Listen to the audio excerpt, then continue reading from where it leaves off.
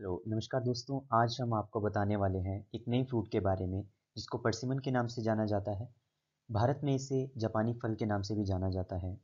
ये टमाटर की तरह दिखने वाला एक ऐसा फ्रूट है जो नवंबर से लेकर हमारे पास सितंबर से लेकर के नवंबर के बीच जो है इसकी हार्वेस्टिंग होती है। ये देखने में पीले कलर का होता है, जैसे कि आप ये स्क्रीन पर देख सकते हैं। एक टमाटर की तरह दिखने वाला एक बहुत अच्छा फ्रूट है। बहुत ही एक्सोटिक फ्रूट इसे माना जाता है और इस वक्त जो है ये 5वें नंबर का दुनिया का सबसे ज़्यादा जो फैल रहा है वो ये वाला फ्रूट है। भारत में अगर इसकी हिस्ट्री देखें तो अ, हिमाचल प्रदेश में परसिमन जो है बहुत सालों से होता आ रहा है। लेकिन पहले जो था इसमें कुछ ऐसी वैरायटीज़ थी जो अ, हमारा जैसे मुंह पकड़ती थी, जो खाने में इतना अच्छा स्वाद नहीं देती थी अगर वो कच्ची रह जाती थी। लेकिन जब वो पकती थी तो बहुत खाने में मीठी होती थी। तो इस कारण से परसिमन इतना फेमस हमारे भारत में हो नहीं पाया। लेकिन अब धीरे धीरे जैसे नई वैरायटीज़ इसकी इंट्रोड्यूस हुई हैं तो परसिमन का भी चलन धीरे धीरे बढ़ रहा है। तो इसी सिलसिले में हम आपको आज परसिमन के बारे में कुछ जानकारी देंगे। कोशिश करेंगे कि परसिमन को किस तरीके से इसकी कल्टीवेशन की जाए, कैसे इसको आप अपने खेतों में लगा सकते हैं, कैसे इसकी खेती की जा सकती है, वो सारी जानकारी आपको हम देने की कोशिश करेंगे। तो चलिए शुरू करते हैं। इंट्रोडक्शन जो है इसका बोटेनिकल नेम है डायोस्पायरस काकी। कॉमन नेम इसको हम जापानी फल के नाम से जानते हैं। और डिस्ट्रीब्यूशन इसका देखें तो वर्ल्ड वाइड डिस्ट्रीब्यूशन इसका मेन जो है वो चाइना, जापान, कोरिया में है। और कुछ इज़राइल, इटली, नेपाल, ईरान और ऑस्ट्रेलिया और इंडिया के कुछ कुछ कुछ हिस्सों में भी इसकी प्रोडक्शन होती है। इंडिया में खासकर ये हिमाचल प्रदेश, जम्मू कश्मीर, तमिलनाडु और कुछ नॉर्थ ईस्टर्न स्टेट्स हैं जहाँ पर इसका प्रोडक्शन होता है। आगे न्यूट्रिशन वैल्यू की बात करें तो परसिमन अपने आप में एक बहुत ही अच्छा फ्रूट है। इसकी न्यूट्रिशन वैल्यू बहुत ज़्यादा वाइड है। ये हमारे मेटाबॉलिज्म को फास्ट करता है, हमारे शरीर के लिए बहुत अच्छा है क्योंकि इसमें कुछ पॉलीफिनोल्स, कुछ बायोएक्टिव कंपाउंड्स हैं जो हमारे शरीर के लिए बहुत अच्छे हैं। जैसे पॉलीफिनोल्स हो गए, टर्पेनोइड्स हो गए, मिनरल फाइबर जिसमें है जो एक एंटी कैंसर, एंटी इन्फ्लेमेटरी जो डिजीज़ रहती हैं उसके लिए काम करता है। तो न्यूट्रिशन वैल्यू के हिसाब से देखें तो ये बहुत ही अच्छा फ्रूट है और आने वाले टाइम में इसका बहुत ज़्यादा चलन धीरे धीरे बढ़ भी रहा है और बढ़ने भी वाला है। अब टाइप्स ऑफ कल्टीवर्स की बात कर लेते हैं। देखिए, अगर परसिमन को हम डिवाइड करना चाहते हैं कि इसकी कितने टाइप की वैरायटीज़ होती हैं तो ये दो टाइप की मतलब इसमें वैरायटीज़ हैं। इसको दो हिस्सों में हम डिवाइड कर सकते हैं इसकी वैरायटी वाइज। एक होती है एस्ट्रीजेंट वैरायटी और एक होती है नॉन एस्ट्रीजेंट वैरायटी। अब एस्ट्रीजेंट वैरायटी की बात करें तो आप यूँ समझ सकते हैं कि जैसे चीकू का मैं आपको एग्जांपल दूँ कि अगर चीकू अगर कच्चा रहता है तो अगर कच्चा चीकू हम खाते हैं तो वो मुंह पकड़ता है, गले को पकड़ता है। तो उसी तरीके से एस्ट्रीजेंट वैरायटी होती है। अगर इसको कच्चा खाया जाए तो ये मुंह को पकड़ता है। तो पहले भारत में एस्ट्रीजेंट वैरायटीज ज़्यादा पाई जाती थी जिसके कारण जो है परसिमन इतना चलन में नहीं आ पाया, इतना फेमस नहीं हो पाया। इसका कारण ये होता है कि इसमें एक टैनिन नाम का एक सॉल्यूबल सब्सटेंस रहता है। जब तक वो ख़त्म नहीं हो जाता तब तक अगर हम इसको कंज्यूम करते हैं तो ये मुंह पकड़ता है इस और कुछ हल्का एक एस्ट्रीजेंसी इसमें रहती है। तो इसके कारण जो है इसका मतलब अच्छा रेट या आप कह सकते हैं कि अच्छी मार्केट नहीं बन पाती है। जैसे एक काकी वैरायटी है, हाचिया वैरायटी है, एक टोमा वैरायटी है। तो ये सब वैरायटीज़ कुछ ऐसी हैं जो अच्छे से अगर पक जाती हैं उसके बाद मार्केट में उतारा जाए तो एक अच्छा रेट दे सकती हैं और बहुत ही खाने में बहुत मीठी रहती हैं। ये कुछ एस्ट्रीजेंट वैरायटीज़ हैं। नॉन एस्ट्रीजेंट वैरायटी जो होती है इसमें क्या रहता है कि इसमें लेस सॉल्युबल टैनिन होता है। जो टैनिन पदार्थ है जिसके कारण जो मुंह पकड़ने की एक दिक्कत इस फ्रूट में रहती है वो इसमें नहीं रहती है। जैसे फुयू वैरायटी है, अगर इसको आप कच्चा भी खाते हैं, इसको कच्चा भी अगर आप कंज्यूम करते हैं तब भी ये मिठास इसमें बराबर बनी रहती है। तो ये कुछ दो टाइप के हम वैरायटी वाइज इसको अ, मतलब डिवाइड कर सकते हैं, एक एस्ट्रीजेंट वैरायटी, एक नॉन एस्ट्रीजेंट वैरायटी। आगे हम बात करेंगे रूट स्टॉक्स की। देखिए, रूट स्टॉक जो होता है किसी भी प्लांट के लिए रूट स्टॉक सबसे मेन है। रूट स्टॉक ऐसे है कि जैसे एक घर को बनाने के लिए किसी घर की नींव का पक्का होना बहुत ज़रूरी है, उसी तरीके से रूट स्टॉक जो है एक किसी भी वैरायटी को, जो उसका विग्रस साइज़ कैसा बनेगा, उसका फ्रूट की क्वालिटी कैसी बनेगी, आने वाले टाइम में उसकी जो डिजीज़ की रेसिस्टेंस पावर है वो कैसी रहेगी। तो इस तरीके से रूट स्टॉक जो है बहुत ही इम्पोर्टेंट रोल जो है अदा करता है। तो अगर परसिमन के केस में देखें तो इसमें कुछ 4 रूट स्टॉक्स हैं। अभी तक इतना इस पे काम नहीं हो पाया है, ज़्यादातर रूट स्टॉक्स जो हैं वो सीडलिंग ही यूज़ किया जाता है। जैसे सबसे पहले हम बात कर लेते हैं डायस्पायरस लोटस की। तो इसके कुछ पॉजिटिव्स ये हैं कि रेसिस्टेंट है, अगर लो विंटर रहती है और ड्राउट का एरिया है वहाँ पे ये रेसिस्टेंट प्रोवाइड करता है, वहाँ पे भी रह सकता है। इसमें कोई टैप रूट नहीं होती है, जो रूट हैं वो एक अच्छा अपरेटस क्रिएट करती हैं और सकर्स इसमें नहीं पैदा होते हैं, जिस कारण जो है हमारा जो न्यूट्रिशन हम एक प्लांट को दे रहे हैं वो हमारे प्लांट को ही जा कर के लगता है। वो एक्स्ट्रा जो ग्रोथ, वेजिटेटिव ग्रोथ होती है उससे ये जो रूट स्टॉक है उससे प्लांट को बचाता है। पॉलिनेशन पोटेंशियल इसमें बहुत ज़्यादा है। नेगेटिव्स इसमें ये हैं कि थोड़ा सा जो नॉन स्ट्रिंजेंट कल्टीवर्स हैं, हमारे जो नॉन स्ट्रिंजेंट वैरायटीज़ हैं जैसे फूयू है, तो उसमें पॉलिनेशन में थोड़ी सी दिक्कत ये करता है। और दूसरा इसमें कैंकर लगने की संभावना ज़्यादा रहती है। दूसरा रूट स्टॉक है हमारे पास वर्जीनियना। ये अमेरिका में ओरिजिनेट हुआ है और अगर हमने नई प्लांटेशन करनी है तो उसके लिए बहुत अच्छा है।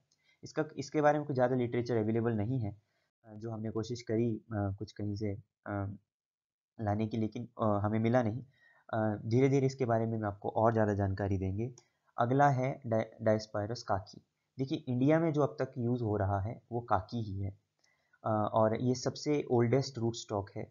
इसका जो ओरिजिन है वो जापानीज़ है और इसका जो सीड इसका जो रूटिंग सिस्टम है वो एक टैप रूट इसमें बनता है। अगर हम उस टैप रूट को काट दें, ट्रिम कर दें, तो वो एक अच्छे मतलब इसके साथ में एक अच्छा हम गुड रूट अपरेटस जो है डेवलप कर सकते हैं अगर इसकी टाइम से, जब वो इसकी प्लांटेशन करते हैं तो जब इसकी अगर ट्रिमिंग कर देते हैं इसकी रूट्स की तो ट्रॉपिकल एरिया के लिए सबसे बढ़िया है। माने कि थोड़ा गर्म इलाका भी रहेगा, अगर वहाँ पे भी आप लगाते हैं तो बहुत बढ़िया है। कैंकर लगने की संभावना इसमें थोड़ी कम है। नेगेटिव इसमें ये है कि कोल्ड एरिया जो है वहाँ पर थोड़ा रेसिस्टेंस में कमी है। थोड़ा इसमें कोल्ड शॉक लगने के चांसेस रहते हैं। दूसरा, अगर आपने नई प्लांटेशन करनी है तो इसमें बहुत ज़्यादा बार ये भी देखा जाता है कि सक्सेस रेट जो है वो थोड़ा कम रहता है। मतलब 70 to 80% ही इसमें प्लांट जो है आप नर्सरी से जब एक प्लांट लेकर के आएंगे तो 70 to 80 या 60% ही आपका सक्सेस रेट रहता है। और फिर है रोम्बीफोलिया।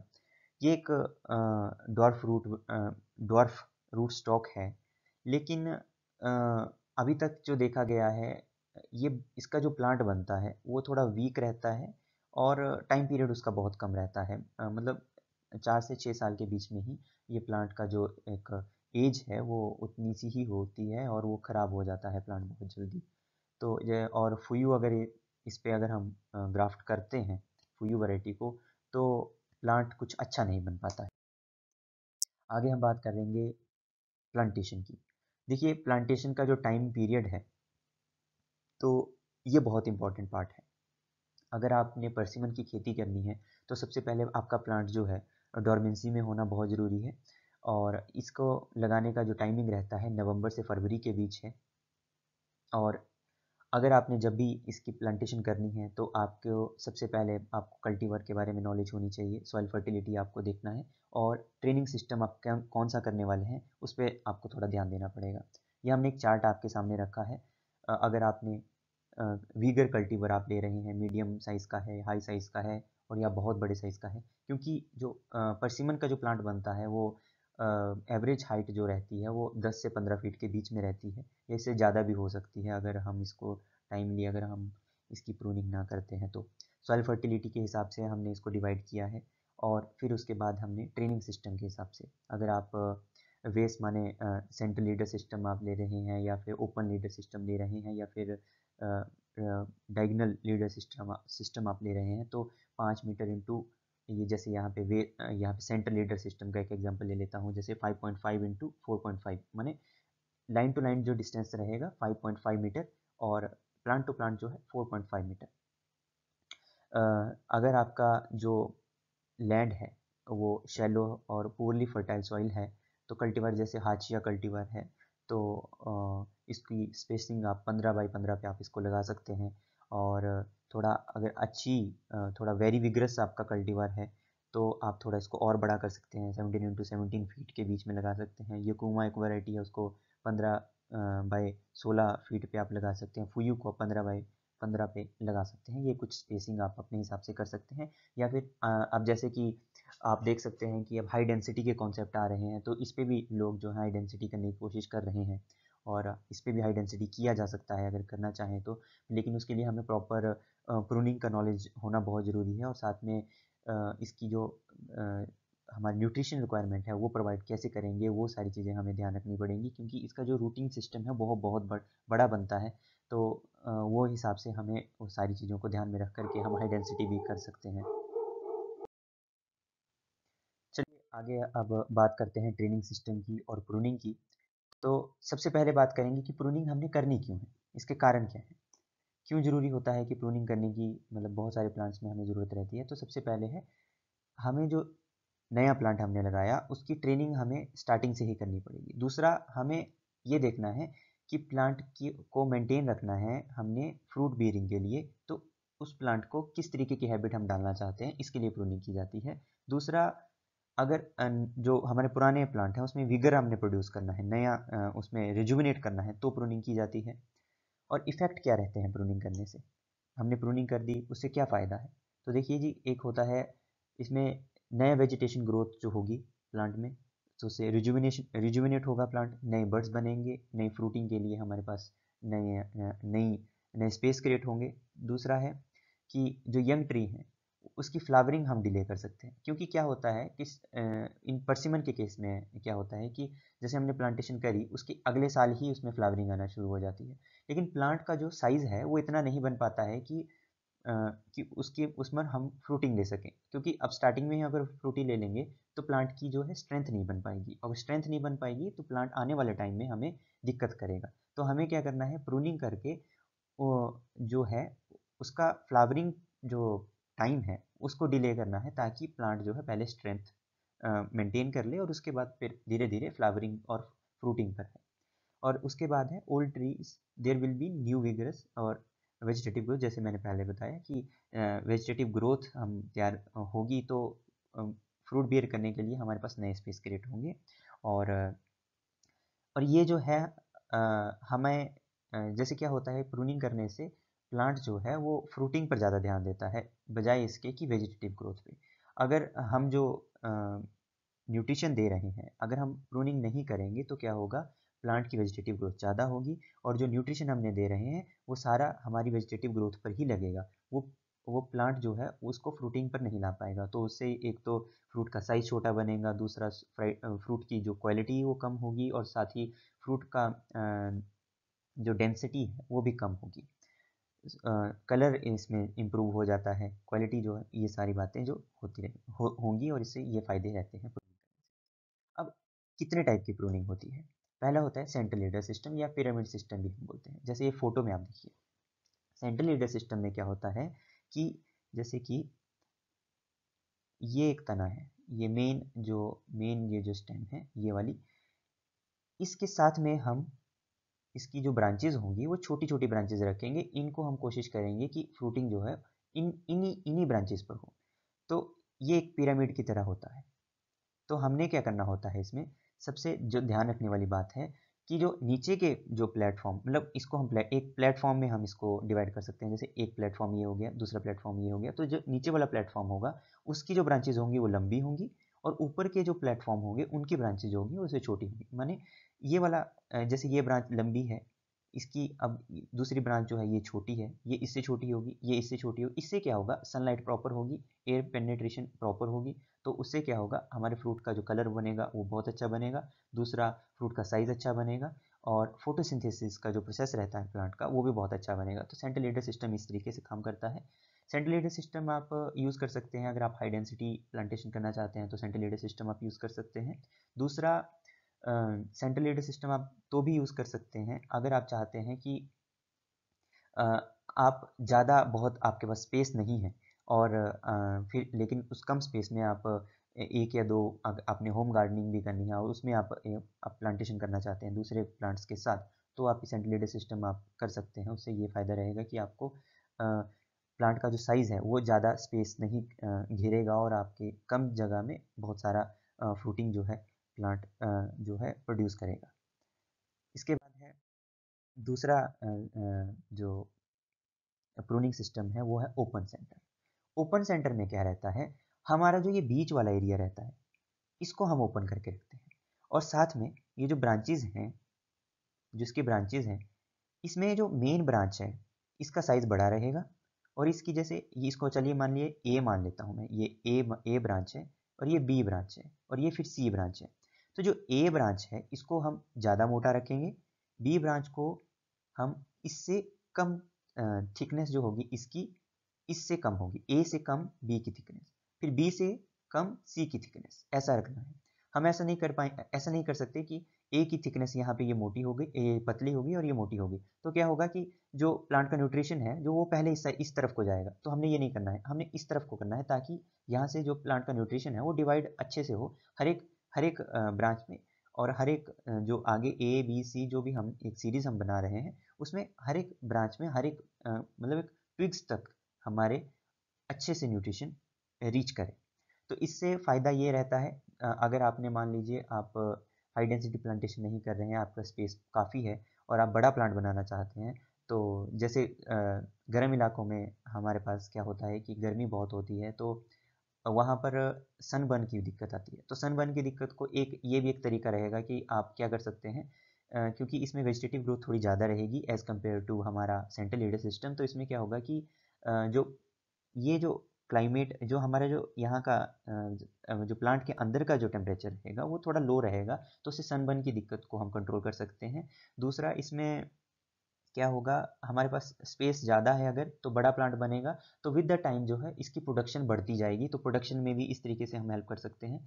पर हमने कोशिश इसमें ये करनी है कि हमारे पास हाइट जो है वो मैनेजेबल रहे, कि हम उसको मैनेज कर सकें। ऐसा ना हो कि प्लांट की जो हाइट है वो बहुत लंबी हो जाए जिसको हम मैनेज ही ना कर सकें।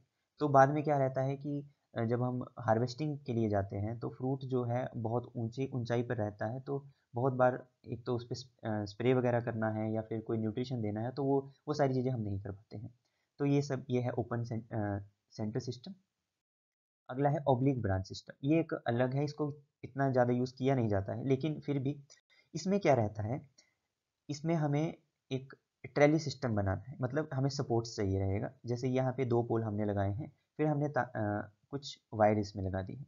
तो कोशिश ये की जाती है कि इसमें भी ये रहेगा कि ये जो नीचे की ब्रांच रहेगी ये बड़ी रहेगी और ऊपर वाली इससे छोटी और इससे इससे छोटी। इससे क्या होगा कि हमारे पास जो ब्रांचेज़ हैं वो इस तरीके से ये ब्रांचेज़ ये क्रिएट होती जाएंगी और यहाँ पर हमारे स्पर बनेंगे और जिससे आगे बड डेवलप होगी और वहीं पर ही हमारी फ्रूटिंग होगी।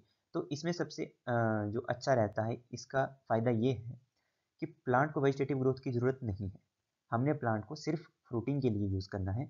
तो जितना भी हमारे पास हम न्यूट्रिशन देंगे वो सारा का सारा फ्रूटिंग में ही लगेगा, क्योंकि जो हमने ये सपोर्टिंग सिस्टम लगाया है प्लांट को संभालने के लिए, ये सपोर्ट सिस्टम है। और जो फ्रूटिंग है, प्लांट का जो मेन मतलब मकसद जो रहेगा वो सिर्फ फ्रूटिंग का रहेगा।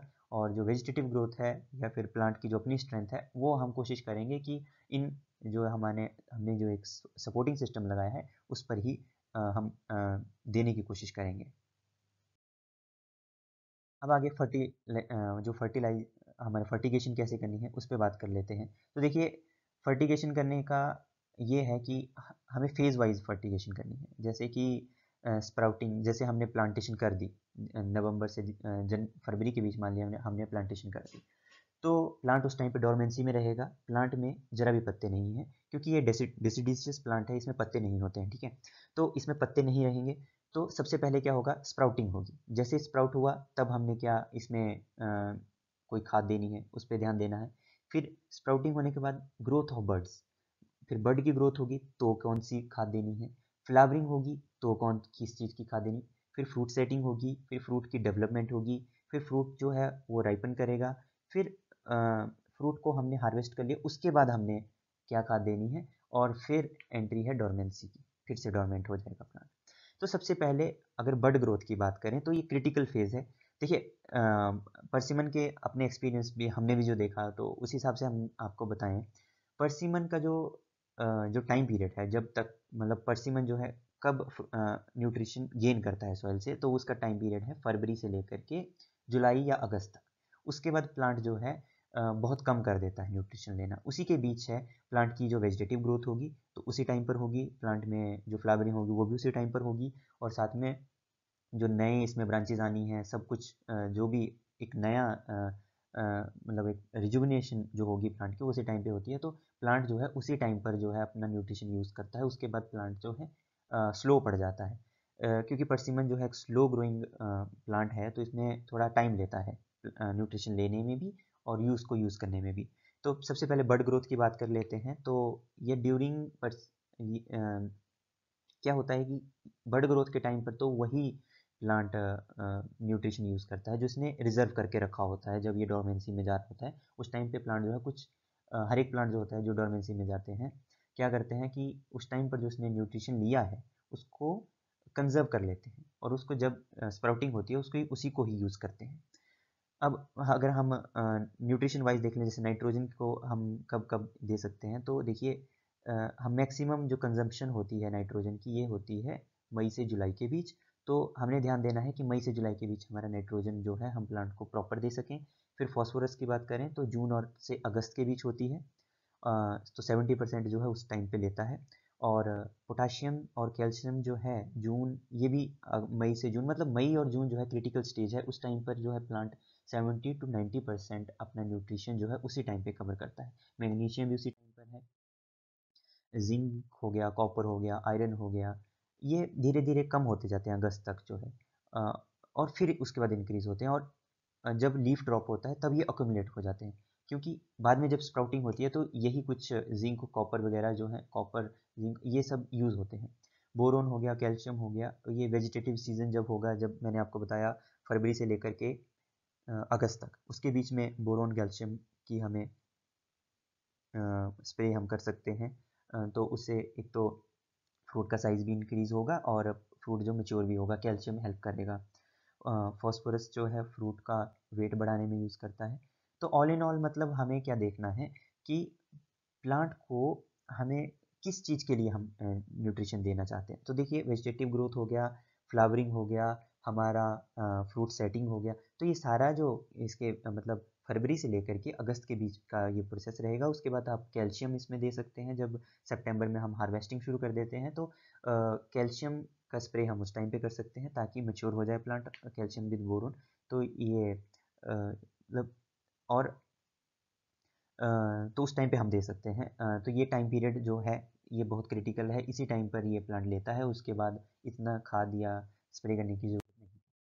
उसके बाद हार्वेस्टिंग की बात करें तो हार्वेस्टिंग मैंने आपको बताया, हार्वेस्टिंग इसकी सितंबर से लेकर के नवंबर तक होती है। जैसे इसमें भी एक बात ध्यान देने वाली है कि एस्ट्रीजेंट वैराइटीज़ हैं, क्योंकि एस्ट्रीजेंट वैराइटीज़ हैं वो अगर हम कच्चे खाएंगे तो उसके मार्केट वैल्यू कम है, क्योंकि उसकी मार्केट वैल्यू हमें नहीं मिल पाएगी। तो हम कोशिश करते हैं कि मार्केट में उसको तभी उतारा जाए जब ये सॉफ्ट हो जाए। सॉफ्ट होगा तो इसका टैनिन जो है, जो एक सॉल्युबल सब्सटेंस है, वो बिल्कुल ज़ीरो हो जाता है या बिल्कुल ही कम हो जाता है, तो ये खाने में मीठी होता है।